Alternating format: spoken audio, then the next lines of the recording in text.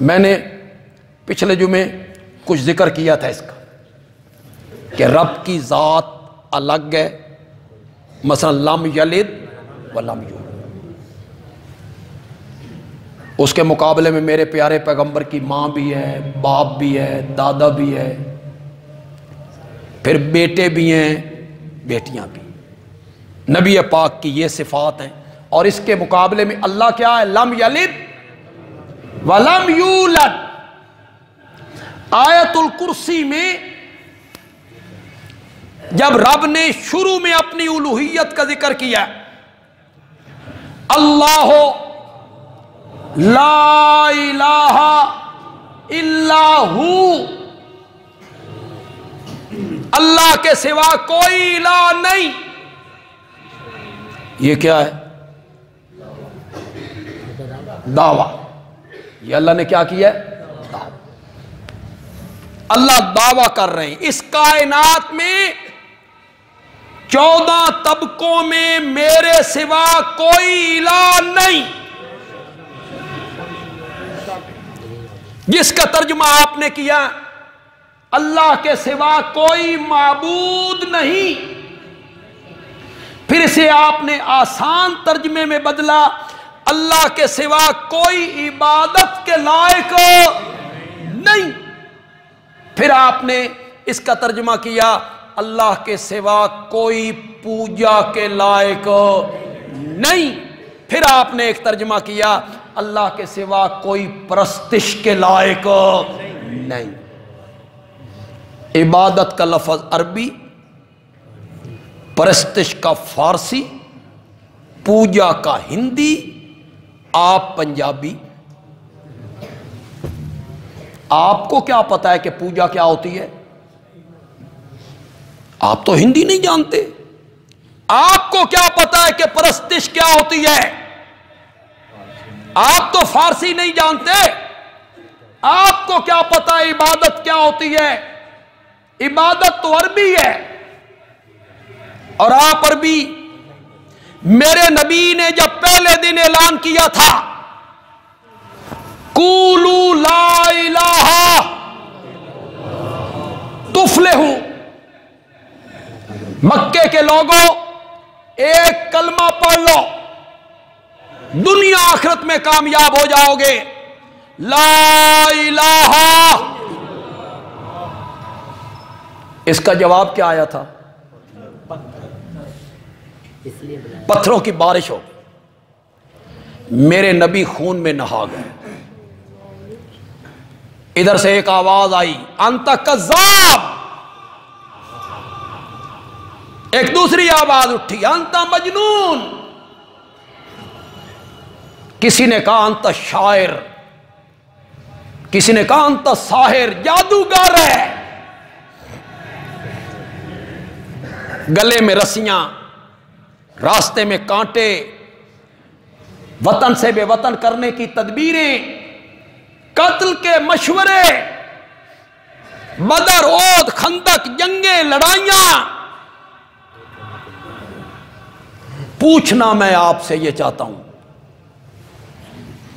میرے نبی کی دعوت کیا تھی؟ اس میں کہیں تھا کہ جو 360 بت تم نے بیت اللہ میں رکھے ہوئے ہیں ان کے سجدے نہ کرو؟ تھا؟ کوئی نہیں تھا۔ اس میں کہیں تھا اللہ کے سوا نظر و نیاز کے لائق کوئی نہیں؟ تھا؟ کوئی نہیں۔ جنہیں تم پکارتے ہو نا وہ پکار کے لائق نہیں، وہ پکارے سنتے نہیں، وہ مشکل کشا نہیں، وہ حاجت روا نہیں، وہ عالم الغیب نہیں، وہ نفع نقصان کے مالک نہیں۔ تھا؟ پھر انہیں تکلیف کیوں ہوئی؟ میرا نبی ان کے ٹھاکروں کا نام نہیں لیتا، میرے پیارے پیغمبر یہ بھی نہیں کہتے ان کے سجدے نہ کرو، ان کی نیازیں نہ دو، ان کو مت پکارو۔ پھر انہیں تکلیف کیوں ہوئی؟ تکلیف اس لیے ہوئی کہ وہ عربی دان تھے، عربی ان کی مادری زبان تھی، ان کو الہ کے معنی کا پتہ تھا۔ الہ کون ہوتا ہے؟ الہ میں کون کون سی صفتیں ہوتی ہیں؟ انہوں نے دیکھا آگے الہ ہے، پیچھے لا ہے، اللہ کے ساتھ بچا ہے تو صرف اللہ۔ انہوں نے سمجھ آ گئی اس کلمے دا مطلب اے وے جڑے 360 بیت اللہ چ رکھے ہوئے نا انہوں دے پلے، ان کو سمجھ آ گئی۔ عربی دان تھے، ہم ہیں اردو جاننے والے، پنجابی، پشتو، سندھی، ہم لا الہ الا اللہ بھی پڑھتے رہتے ہیں، قبروں پہ سجدے بھی کرتے ہیں، ہم لا الہ الا اللہ بھی پڑھتے رہتے ہیں، غیر اللہ کے نام کی نظریں، نیازیں، چڑھاوے دیتے رہتے ہیں، ہم لا الہ الا اللہ بھی پڑھتے رہتے ہیں، مدد کے لیے نیک بندوں کو، انبیاء اولیاء کو مشکل کشا سمجھ کے پکارتے رہتے ہیں۔ پوچھا جائے تو وہ کہتے ہیں الہ تو ہم اللہ کو مانتے، ہم کوئی انہیں الہ مان رہے ہیں۔ کیسے لوگوں کو سمجھایا جائے جب خود علماء کو پتہ نہ ہو الہ کون ہوتا ہے؟ قرآن نے الہ کی صفتیں کیا ذکر کی؟ جب خطباء تک کو پتہ نہ ہو، عبادت کے مفہوم کا علم نہ ہو، کتنے بڑے بڑے مفکر، مدبر، مفسر، مذہبی اسکالر، ان سے پوچھا جائے عبادت کی تعریف کیا ہے، وہ کہتے ہیں انتہائی درجے کا خشوع، انتہائی درجے کی عاجزی، انتہائی درجے کا تذلل۔ میں نے کہا یہ تو کوئی جامع تعریف نہیں، جو خشوع، جو عاجزی سجدے میں پائی جاتی ہے اسی طرح کی عاجزی زکوٰۃ دینے میں پائی جاتی ہے، یہ کیسی تعریف ہے؟ جو عاجزی بیت اللہ کے طواف میں پائی جاتی ہے وہی عاجزی روزہ رکھنے میں پائی جاتی ہے، یہ تو کوئی جامع تعریف نہ ہوئی۔ جامع تعریف یہ ہے جو علامہ ابن قیم رحمۃ اللہ علیہ نے مدارج السالکین میں کی، اور خدا کی قسم عین قرآن کے مطابق کی۔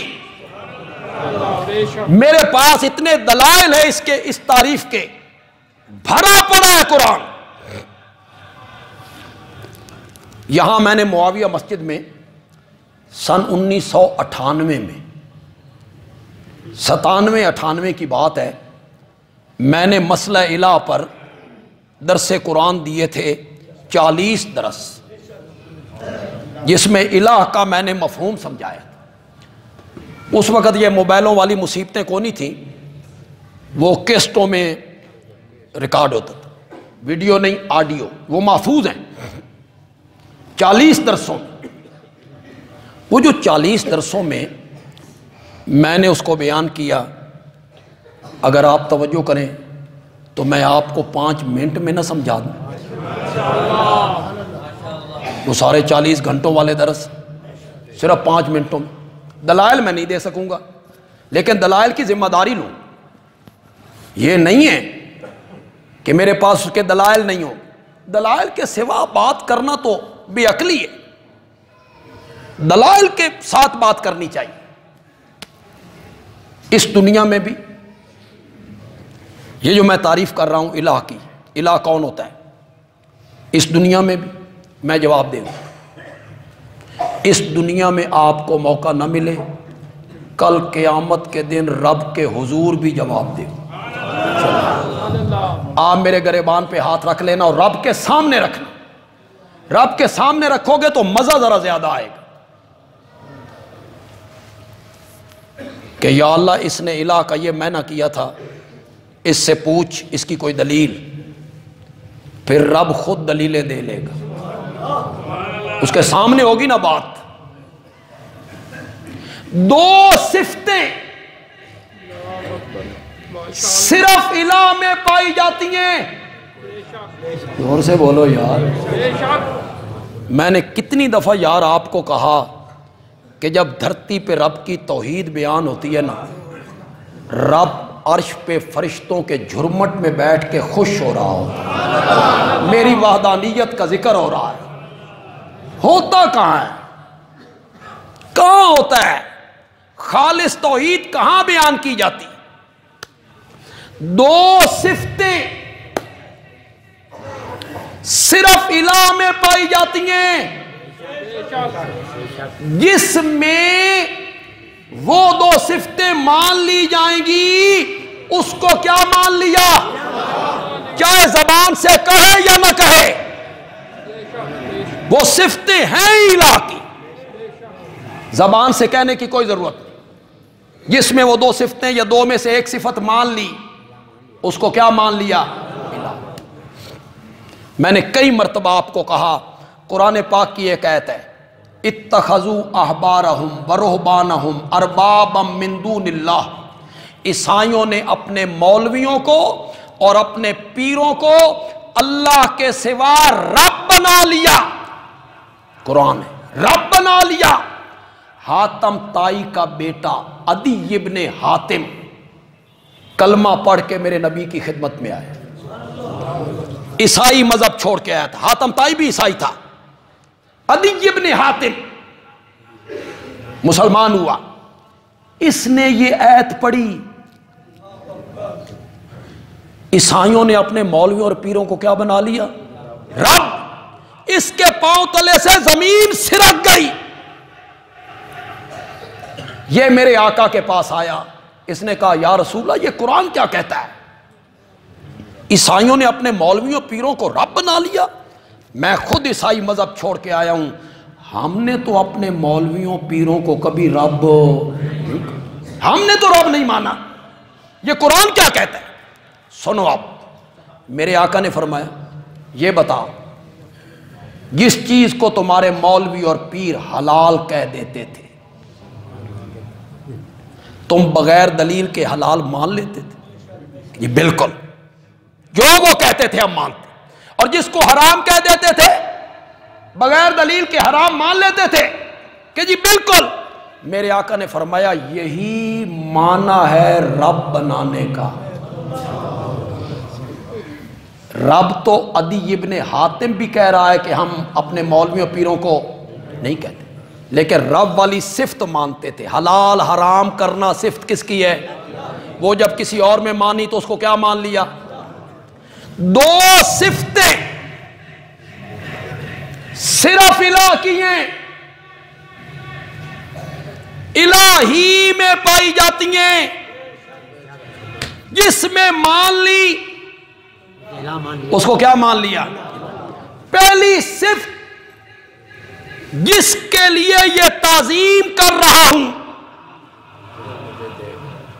وہ عالم الغیب ہے، اسے تسلط غیبی حاصل ہے. کیا میں اسے نہیں دیکھ رہا اور وہ مجھے. پہلی صفت تسلط غیبی، عالم الغیب ہونا. دوسری صفت جس کے لیے یہ تعظیم کر رہا ہوں وہ میرے نفع نقصان کا مالک ہے، مختار ہے، متصرف ہے، مالک ہے، جو چاہے کرے، اسے پوچھنے والا کوئی نہیں. یہ دو صفتیں کس کی ہیں؟ اللہ کی نہیں. پھر اللہ کی تو ہیں ہی ہیں، کیونکہ الہ وہی ہے، لا الہ.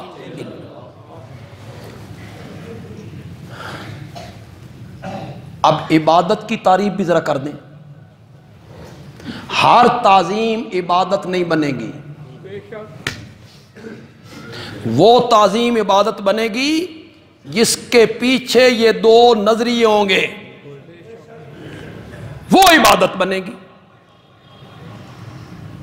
میں آسان کر کے سمجھا دیتا ہوں۔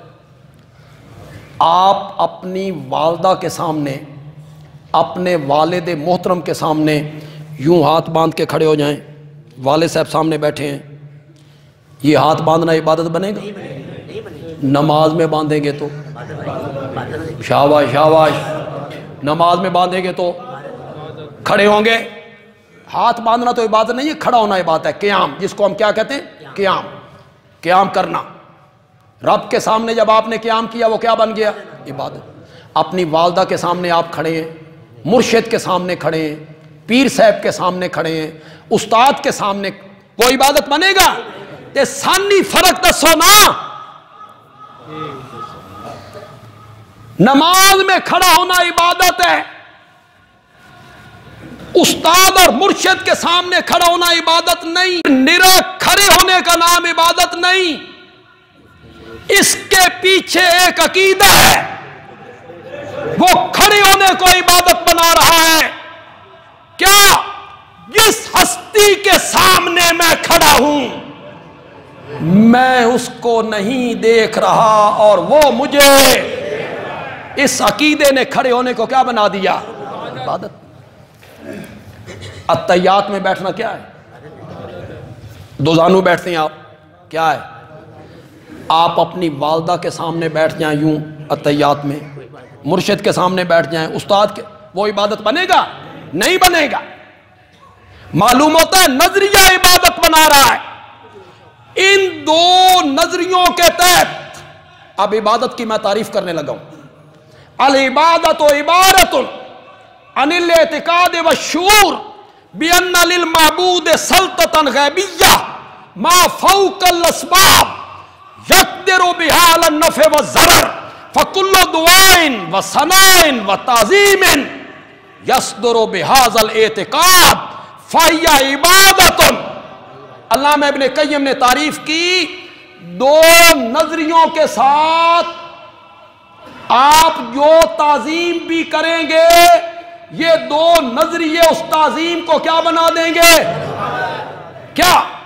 جس کے لیے یہ تعظیم کر رہا ہوں وہ مجھے دیکھ رہا ہے اور میں اس کو، وہ میرے حالات سے واقف ہے، وہ عالم الغیب ہے۔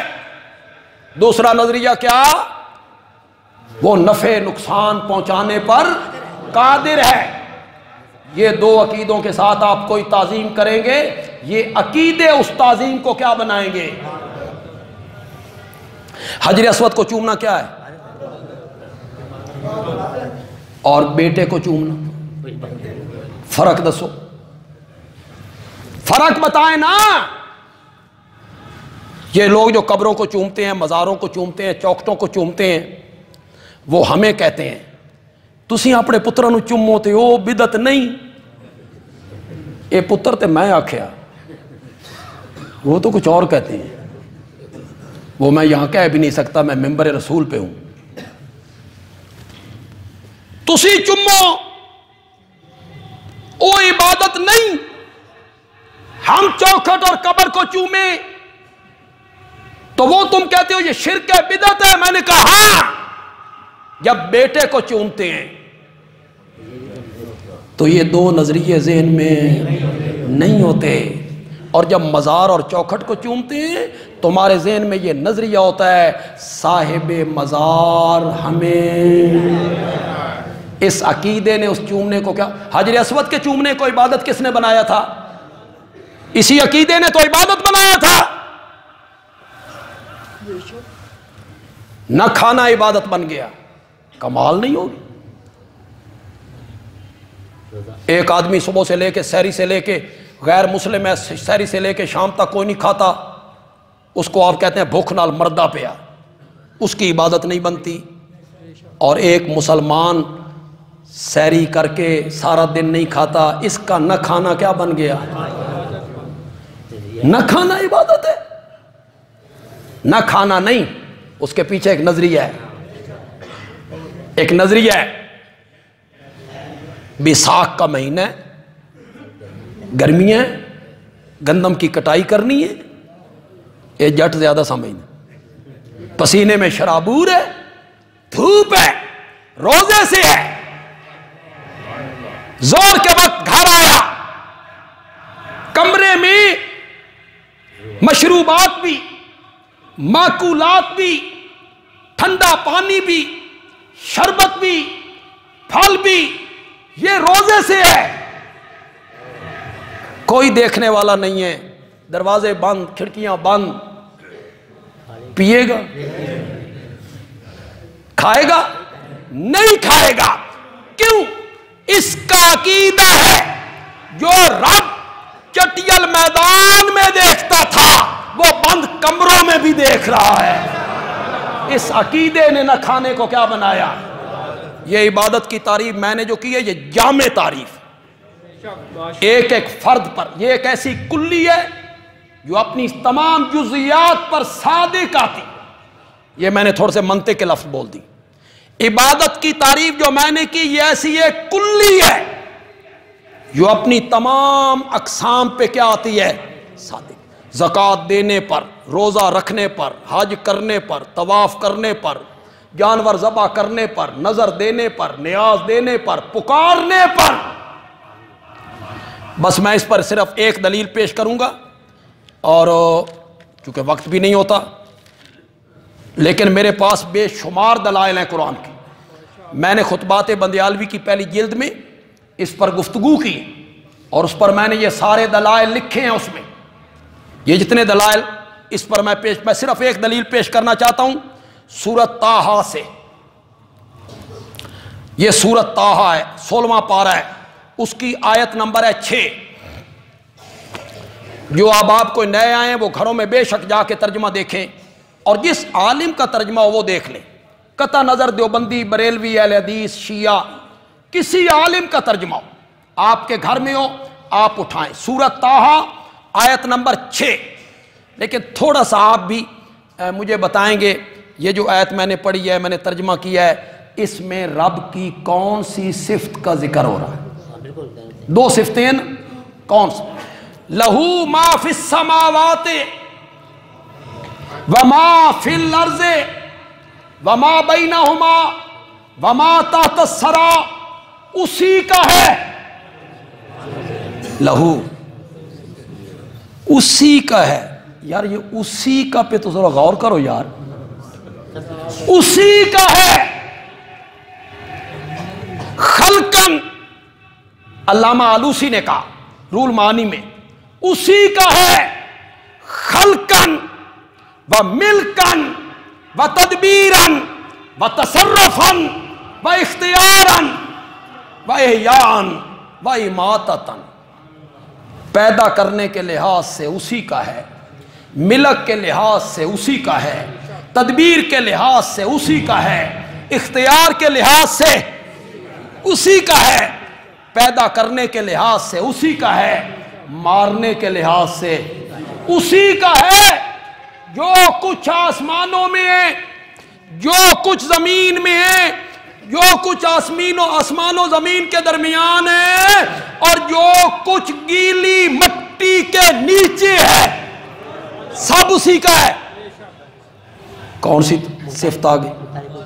شاہ بھائی، مالک، مختار، متصرف، قادر، نفع نقصان کا مالک، ہر چیز میری ہے۔ پہلی صفت آگے۔ وَإِن تَجْهَرْ بِالْقَوْلِ، اگر تو بلند آواز سے بات کرے کیا فائدہ؟ کیا فائدہ؟ فَإِنَّهُ يَعْلَمُ السِّرَّ وَأَخْفَى، وہ اللہ تو جانتا ہے دل کے راز بھی۔ دل کے سر کس کو کہتے ہیں؟ راز۔ راز کون سا ہوتا ہے؟ جو میرے دل میں آ گیا۔ میرے دل میں ابھی میرے دوستوں کو پتہ نہیں، میرے بھائیوں کو پتہ نہیں، میرے خاندان والوں کو پتہ نہیں، میری اہلیہ کو پتہ، کسی کو بھی پتہ نہیں، صرف مجھے پتہ ہے۔ یہ راز ہے۔ اللہ نے بھی حد کر دی۔ قرآن بہت خوبصورت کتاب ہے، اللہ اس کی سمجھ عطا فرمائے۔ آگے اللہ کہتے ہیں وَأَخْفَى، جانتا ہے راز کو بھی، اور راز سے بھی زیادہ چھپی ہوئی چیز کوئی ہو نا اس کو بھی جانتا ہے۔ مولا راز سے زیادہ چھپی ہوئی چیز کیا ہے؟ یہ تو سب سے زیادہ چھپی ہوئی چیز ہے جو میرے دل کے اندر ہے، میرے سوا کسی کو پتا نہیں۔ اس سے زیادہ مخفی کیا ہے؟ مفسرین نے لکھا راز وہ ہے جو تیرے دل میں آ گیا، تجھے پتا ہے۔ اللہ کہتے ہیں میں اس کو بھی جانتا ہوں، اور جو راز ابھی تیرے دل میں نہیں آیا 10 سال کے بعد آئے گا، میں اب اس کو جانتا ہوں۔ یہ کون صفت آ گئی؟ زور سے بولو یار، زور سے بولو۔ قرآن نے کتنی صفتوں کا ذکر کیا؟ رب کی کتنی صفتیں؟ مختار کل بھی اللہ ہے، ہر چیز کا مالک اللہ ہے، عالم الغیب بھی اللہ ہے۔ یہ دو صفتیں ذکر کر کے اللہ نے نتیجہ نکالا، اگر یہ دو صفتیں میری ہیں تو پھر میری بات کو مانو، اللہ لا الہ الا ہو۔ کہو تو صحیح یار، اللہ لا الہ۔ اللہ بتانا چاہتے ہیں کہ یہ دو صفتیں کس کی ہیں؟ یہ دو صفتیں کس کی ہیں؟ اللہ لا الہ الا ہو۔ اے او ہو نہیں، جڑی پنجابی دے شیراں دے اخیر وچ لائی جائے تے لگ گیا سلطان باہو دے ذمے، کہنے والا چاہے کوئی ہو۔ اے قرآن والی ہو ہے، یہ قرآن والی ہو ہے۔ نعرہ تکبیر۔ یہ کوئی نعرے والی ڈی گل تے کوئی نہیں سی، یہ قرآن والی ہو ہے۔ پھر ایک دفعہ ہو لگائے نا قرآن والی، اللہ لا الہ الا ہو۔ اگر یہ دو صفتیں میری ہیں، عالم الغیب بھی میں ہی ہوں اور مختار کل بھی میں ہی ہوں، تو پھر میرے دعوے کو تسلیم کرو کہ 14 طبقوں میں میرے سوا الہ بننے کے لائق کوئی نہیں، میرے سوا معبود کوئی نہیں، میرے سوا عبادت کے لائق کوئی نہیں۔ درس قرآن انشاءاللہ ہوگا اور میں خود دوں گا۔ پچھلے جمعے میری طبیعت ٹھیک نہیں تھی اور میں درس کے لیے نہیں جا سکا، میرا گلا خراب ہو رہا تھا۔